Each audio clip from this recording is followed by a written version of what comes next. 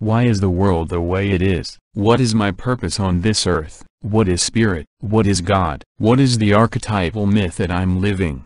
Over the course of my life these questions have emerged and keep emerging. As I've walked my path, I realized more and more that I don't know anything, and yet it is all right there, hidden in plain sight. I live in a constant mystery embedded in an eternal present. The energy moves and flows. The mind is like an empty singing bowl that can be filled with many thoughts. You can empty the bowl only by stopping to identify with these thoughts. When you hit the empty bowl with the stick, the sound vibrates into eternity. As I become part of the whole, my identification with I, who I think I am, ceases to be and washes away into infinity. The stars and planets dance. The birds are singing. The water flows and the sun emerges again, and I'm still here on this earth. In this world. Many years ago, I started to seek answers to those opening questions and many more. On my path, I connected to the spirituality of the earth and the cosmos. I found it in power plants, in the mountains, in the oceans, in the desert, in the jungle of Peru, and in some embodied curanderos I've met. A spirituality that transcends our way of physically seeing the world, beyond thought and death. This continuing process and initiations were the stick that played the bowl and emptied my mind, freeing myself from the conditioning in order to learn to love, to forgive, to live and to die. These were years of disillusionment, struggle, healing, unlearning and learning as my warrior self was activated and reborn within me. I had visions of the dark and light, of above and below. About 13 years ago I was working with a power medicine plant in the jungle under the guidance of a native curandero who also became my friend and teacher. The plant activated my astral vehicle within my body and I left the earth, traveling into space. I saw fireworks around me that extended deep into space, a massive golden meteor shower as big as several Earths. I moved closer and suddenly I was in the middle of these golden particles. At this point I started to receive information from otherworldly beings about their own purpose and evolution spanning over thousands of years. In just a few seconds of telepathic transmission, I could hear a chaotic sound or noise while they were transmitting this information. It was intense but also exciting at the same time. There was no fear. I was receiving images during this download as well. This went on periodically until I left the cloud of golden particles. Then I entered a big room. In the middle of it was a large black stone table with some alien glyphs carved in it. The table had a rectangular shape and there were several beings dressed in black clothes and hats sitting at it. They were staring at each other without saying a word. Their faces were very serious and they seemed frustrated. At this moment I realized that these entities were manipulating the evolution of human beings on planet Earth, and also on other planets and solar systems. I also understood that their plan has been compromised because of a higher energy entering the cosmos and affecting Earth and space, time. It is counteracting their agenda and there is nothing they can do about it, so they are just waiting in frustration, and in seeming desperation. This higher energy that is originating from the center of the universe is accelerating the evolution of consciousness to the next level. It is also accompanied by positive high-frequency beings assisting the transition, and anyone who answers the call to participate in this transformation, but they don't do the work for us. After exiting this room I went through some transparent wires that were carriers of flowing energy, as I understood and experienced them. After passing through these wires I entered another room. There was a small crystal table and 2 chairs made of crystal. In each of those chairs were sitting shadows.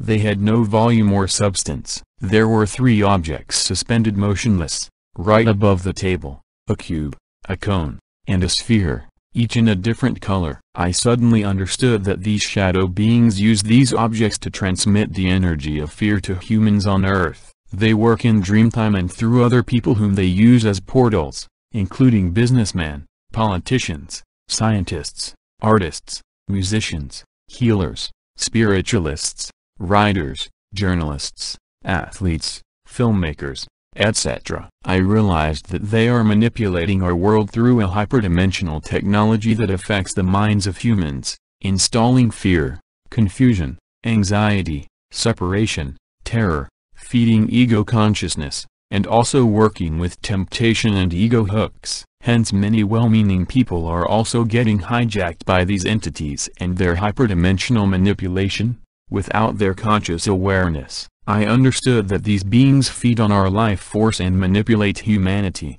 keeping them in a frequency prison. After I left this place, I went even further into space until I came across gigantic stone structures carved with what looked like Mayan glyphs. These structures were unified like pieces of a puzzle. To me it resembled the cosmic alignment, symbolizing how everything is interrelated and connected with each other. A cosmic union. As I was traveling further into space, it seemed like I was approaching the edge of it. There were almost no stars visible and it got darker and darker. It was like the border of an expansion and I could feel the space breathing, expanding and contracting. At this point I realized that I was confronted with the unknown and couldn't possibly understand what was happening. The only thing I realized was that in my human condition, my mind could not process such information. All of a sudden I started to feel a very powerful vibration that enveloped me. From a far distance I heard the ichors from my Kurandero friend. Gradually I heard it louder and louder until I finally began to feel my body again. It was a very heavy sensation to be back in this lower density of our physical body. I opened my eyes and was back sitting in the room with everybody else. The next day,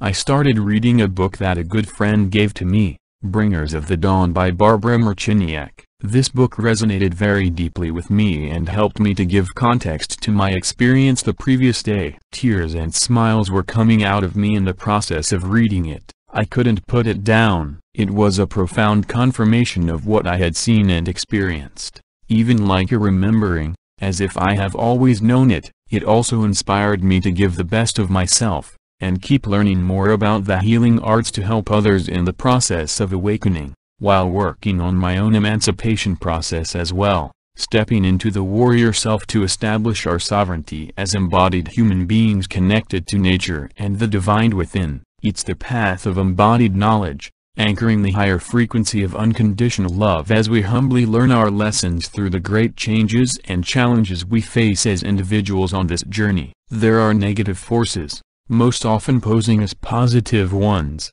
who try to keep us locked in a frequency of fear and confusion, as they manipulate our human free will to align with their own negative agenda. And there are higher positive forces who assist and guide us in the emancipation process that is awakening in many of us, inspiring us to answer the call. But as I mentioned before, they don't do the work for us. We need to learn to become our own embodied leaders, tuned into our inner guidance and not give away our power to any external authority. I also realized that sound and music are great keys to help us heal, raise awareness, and our frequency. But it all depends on the intention and how it is being applied. Sound and music is also being used for mind control in the matrix world, manipulating us in unconscious ways. Knowledge of how sounds and frequencies work is important. Sound has the ability to influence matter since all matter is energy vibrating on a certain frequency. The whole universe is comprised of frequency and vibration.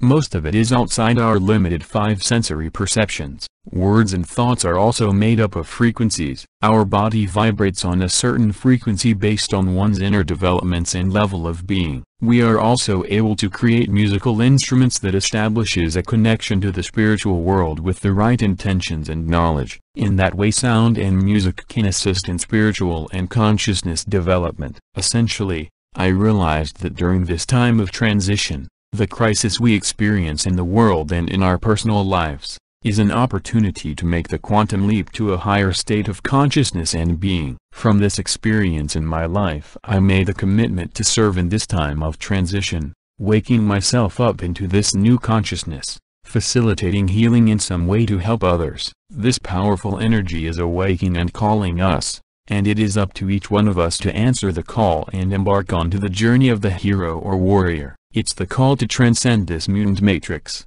the current low vibrational paradigm, to heal, to forgive, to give gratitude, and to love unconditionally in order to empty the singing bowl to allow these higher energies to fill it up. In other words, We need to empty our vessel and prepare it to become conscious transducers of higher energies in alignment with divine will. There is a lot of work for us as individuals and as a community to do so we can make it to the next level of the spiral. The process of becoming embodied peaceful warriors in our own personal journey of the hero can be challenging. But the only way out is through. The time is now to align with the shift. We are the ones we have been waiting for.